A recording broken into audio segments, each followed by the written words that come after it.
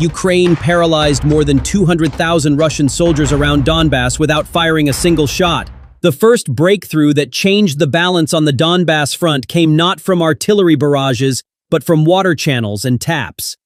Denis Pushilin, head of the pro-Russian local administration, admitted on August 25 that the massive water crisis caused people and soldiers to line up in front of water trucks, had crippled the region, and hampered Russian military operations. According to Pushilin, this situation was a headache for Moscow, and the real solution was to seize the canal near Sloviansk and the entire Donbass. However, this was impossible under the current circumstances. This is because it has been documented that the water supply in Russia's occupied Donetsk region had collapsed, and the troops deployed by the Kremlin had been stopped by thirst before the sound of gunfire. In other words, Moscow's narrative of a secure rear area had lost its validity in the face of the long queues stretching out in front of water tankers behind the front lines. Years of war damage to canals, dams, and pumping stations culminated in a unified collapse by the end of the summer of 2025. Moreover, this was only one factor. In the summer of 2025, Donbass was experiencing not only water shortages but also fuel and overland transport supply disruptions. This situation created a logistical paralysis that rendered hundreds of thousands of Russian soldiers unfit for combat, cut off their water, fuel, and roads, and troops fall without a shot being fired. So, what was the most critical impact of this situation? Let's start with the depth of the water crisis. Of course, we are talking about an unprecedented disruption in the supply plans of the 1st Army Corps in Donetsk and the 2nd Army Corps in Luhansk. The total strength of the Russian army in Donbass fluctuated between 220,000 and 310,000. These corps are crucial to Russia's offensive plans in Donbass. However, on the military organization front, Russia's 1st and 2nd Army Corps found themselves in a bottleneck in terms of access to water, despite the breadth of the line. The forward elements of these corps were forced to obtain water from civilian lines and local depots, which also carried the risk of looting. Depot security issues have increased, and the potential for tension between the civilian population and the troops has grown. The capacity of water purification devices at forward bases can be insufficient due to contaminated sources. Power outages have disrupted purification and pumping operations, making generator fuel as critical as water. In some sections of the line, troop movements began to be planned according to water access schedules. This situation produces a side effect that could leave tactical initiative to the other side. For the command echelons of the 1st and 2nd Corps, water logistics is now a planning heading on the same line as ammunition and fuel.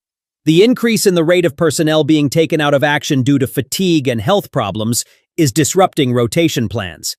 All of this means a structural attrition that threatens the sustainable Russian defense and counterattack tempo, rather than an all-out attack.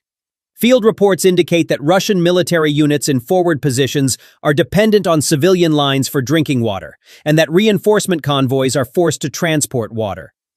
This attrition, occurring without firing a shot, has led to thousands of Russian soldiers being sidelined at the front and disrupted rotation and rest cycles in rear areas. Without water, there is no food, no disinfection, and the safe storage of ammunition becomes risky. The phrase, "Kremlin's invasion plan has fallen through," was not a metaphor but a situation report in Donetsk at the end of this summer. Meanwhile, there is a donation campaign for Ukraine by United24 in the video description. If you want to take part in the fight for freedom, we are waiting for your support. Now let's get back to our main topic. In this report, let's look at the water canal that has battered Russian forces and caused one of the most strategic impacts with its damage. Namely, the Seversky Donetsk-Donbass Canal, which came into operation in 1958. This canal was the lifeline for the water supply of the Donetsk Oblast. This approximately 133 to 135 kilometer line, connecting the Seversky Donets and Kalmius rivers, met about 94% of the region's water needs before the war. Today, the canal's route cuts across the front line, and water flow is unstable at numerous points along the canal due to damage, power outages, and loss of control. The Russian occupation administration was forced to activate an emergency reservoir, but its capacity is insufficient to meet regional demand. Meanwhile, water distribution in Donetsk and its surroundings is implemented with hourly and daily quotas. Field reports indicate that some neighborhoods receive water for only a few hours every 3 days, and tanker queues persist throughout the workday. Images of public facilities watering lawns with hoses have fueled anger in neighborhoods without access to water. Complaints have been directed straight to Moscow, with rare small protests recorded in the occupied cities. Local authorities blame the other side for the damage to the canal's starting section, which is under Ukrainian control. However, much of the infrastructure damage stems from the effects of the war itself. Across the region, bottled water has become the norm, even replacing tap water for those who can find it. One of the root causes of the water crisis is the accumulation of systematic destruction on the ground. Let's give a few notable examples of this accumulation. During the Avdiivka battles, the bombing of the dam on the Kharlivka Reservoir disrupted the water balance on the Donetsk line. This was followed in 2024 by an explosion targeting the Kurakhove Reservoir Dam, which again disrupted the water balance, including the cooling system of the local power plant. In the early stages of the war, the blowing up of the Oskil Reservoir Dam in the Kharkiv Oblast during the Russian forces' retreat disrupted level control in the upper basin. Today, with Oskil's balance severely disrupted, the ability to maintain water levels in the Siversky Donetsk-Donbass Canal has also diminished. All these interventions have turned Russia's short-term tactical gains into medium-term strategic military losses. In the lower basin, lines were cut, pumping stations burned down, and water motors stopped due to blows to the energy infrastructure. Even if repair crews worked non-stop for days, the frequency of damage exceeded the speed of repairs. The threat of fire, which made safe work on the canal impossible, forced a wait for permanent solutions. As the wait dragged on, empty tanks and drying reservoirs created a weakness that was reflected on the front lines. The military impact of water scarcity is more insidious than ammunition shortages, but produces a more widespread attrition for the Russian army. The minimum water consumption for a standard Russian combat unit is planned at 7 to 10 liters per person per day during the hot season. The expanding unit density pushes this planning beyond what forward supply lines can carry. Of course, routine life is also affected by the water crisis. Without drinking water, cooking, wound care, and disinfection steps are disrupted. Heat stress increases, and cases of water loss-related fainting and kidney problems multiply. Even seemingly simple processes within the Russian army, such as odor control, mask and filter changes for armored vehicle crews, require water. Puddles of water mixed with mud and dust in the trenches pose a health risk, while the lack of clean water for use turns minor wounds into infections. When logistics officers are forced to transport fuel and water containers on the same route, the fuel itself becomes a risk factor. Every hour that tanker plans carry water instead of ammunition and food translates into a loss of firepower and morale at the front. This scenario turns the concept of attrition warfare into a concrete operational outcome in Donbass. While these realities hit the Kremlin like a slap in the face, the cold reality in the center of Donetsk is that the taps have not been turned on for days. Pensioners, children, and soldiers' relatives wait in the same line in front of water tankers. In some neighborhoods, water flows for a few hours every other day, while in others, weekly quotas are allocated. Some days, the city administration turns on the water briefly to test the network pressure and then cuts it off again. In nearby settlements such as Makiivka and Yasinuvata, the bucket and can regime has become permanent. In the wake of these critical situations, the phrase, "There is no life without water," emerged as the simplest message sent from the field to Moscow. Officials say water loss has reached 60% and hundreds of pipe bursts are repaired daily. However, due to infrastructure fragility and the ongoing war, a permanent recovery is not on the horizon. The realities on the ground show why the Kremlin's claim that, if we capture the canal, it will be resolved, has not worked. Damage to the energy infrastructure periodically halts the operation of pumping stations. There is no safe corridor for repair crews.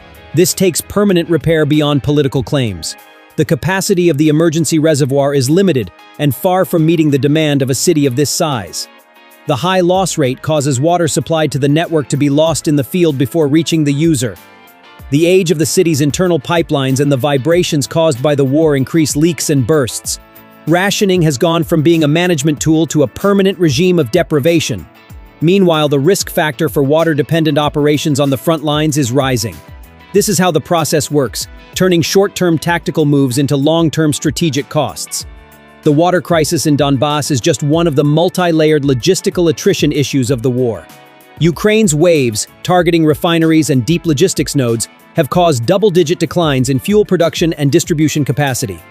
Strikes on rail lines, bridge piers, and supply trains have squeezed fuel and water transport onto the same lines. The temporary deactivation of cross-border bridges created a weak link in the logistics ring along the Belgorod-Kursk-Donetsk axis. Purges at the general staff level and delays in the report approval supply chain have deepened the resupply problems of field units. Meanwhile, the water crisis compounded the attrition effect by intersecting with these other factors. While tankers carried water on one side of the front, vehicles carrying fuel and ammunition on the other were confined to the same weak lines. Without fuel and transportation, neither the tankers carrying water nor the convoys supplying the fighting units can operate, and this summer, both were simultaneously constrained. During the week of August 29, approximately 20% of Russia's total refinery capacity, equivalent to 1.4 million barrels per day, was offline, making the at-the-pump crisis more expensive due to interregional transportation. Assuming there are 310,000 personnel across Donbass, the simultaneous impact of 15 to 30% pressure on water, fuel, and lines translates to tens of thousands of combat unavailable personnel. This ratio increases on days when air temperatures rise, distribution hours shorten, and fuel flow slows. In operational terms, maneuvering room shrinks, and the defense side becomes trapped in a waiting cycle. For Russian field commanders, the question of water first or ammunition first has become not a tactical decision, but a necessity on some days. Each choice meant leaving another door open. This opening became a resupply schedule that invited counterattacks. The civilian front is more fragile in the shadow of this military logistics. Households unable to find water in Donetsk and Makiivka plan their daily lives according to tanker schedules. Health facilities are forced to constantly request reinforcements for sterilization and cleaning. Water cuts in industrial facilities disrupt production and undermine workplace safety. Schools and public institutions are implementing alternative programs to manage the intermittent supply. In some places, bathing and laundry services are being moved to municipal points, leading to queues of a different kind. The sale of bottled water is both expensive and irregular, placing a heavier burden on low-income households. The Kremlin's narrative of a return to normalcy is fading in the face of the stark reality signaled by the water shortage. Another military consequence of water scarcity is the pressure of location selection. As units are forced to prefer positions close to water sources, tactical flexibility decreases. This preference carries the risk of ceding terrain advantages to the enemy and producing predictable settlement patterns. As distribution points become fixed, target clusters form for enemy reconnaissance. Tanker routes and staging areas become attractive targets for UAVs. Therefore, water resupply plans are combined with camouflage, deception, and dispersed distribution tactics. However, dispersed distribution requires more vehicles, more protection, and more personnel. Every hour the front line is tied up transporting water is an hour lost from combat strength. The deployment of engineering units to repair damaged lines continues to pose a separate risk. When armored protection for engineers conflicts with tanker protection for water, tactical priority lists clash. As we can see, the phrase neutralizing without firing a single shot is not an exaggeration but points to an operational reality. During weeks of extreme heat, a significant portion of personnel at positions with a 3-day delay in water access are forced to rest and undergo medical observation. It has been noted that some units, due to water shortages, have remained on the defensive instead of carrying out planned attacks, and have changed positions. As rotation windows narrow, exhaustion and loss of morale increase. In the civilian sphere, soldiers' relatives waiting in tanker queues are creating a new pressure dynamic behind the front lines. This simultaneous pressure created by the water crisis at the front and home fronts is eroding Moscow's mobilization narrative. Although the occupation administration claims that the situation will improve once the channel is secured, technical reality suggests this is not possible in the short term.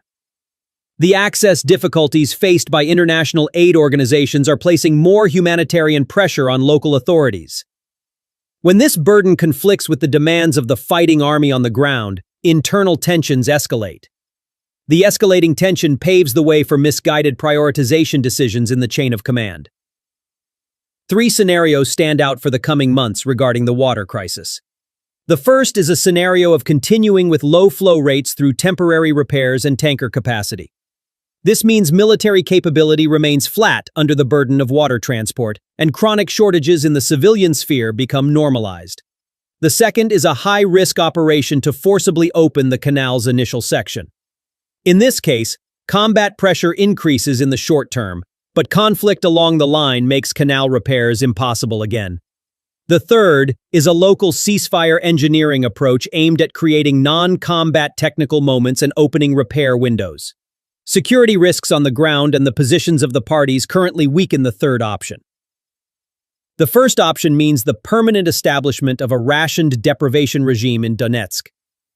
This regime forces a constant zero-sum game in the water-fuel-ammunition triangle at the front. The zero-sum game continues to be bad news for the party seeking initiative on the ground. It is argued that technical and administrative steps must be prioritized to break the vicious cycle.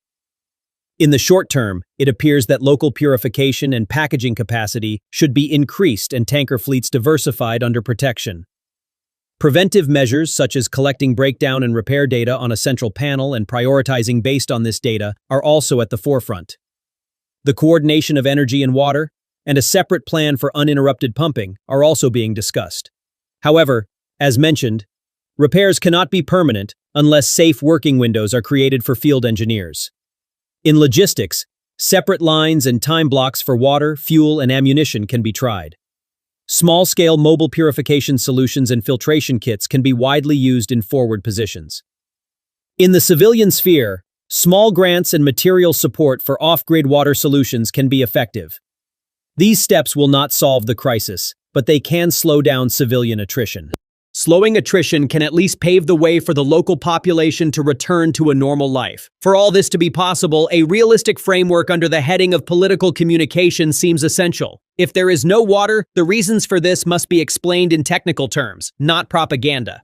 The concrete effects of canal routes, dam damage, and power outages should be shared transparently. The Russian administration's rhetoric, which attempts to shift all responsibility to the other side, backfires when it contradicts daily experiences on the ground. Weekly plans and transparent schedules build trust rather than short videos and instant announcements in the field. Regular briefings with civil society and health authorities reduce information pollution.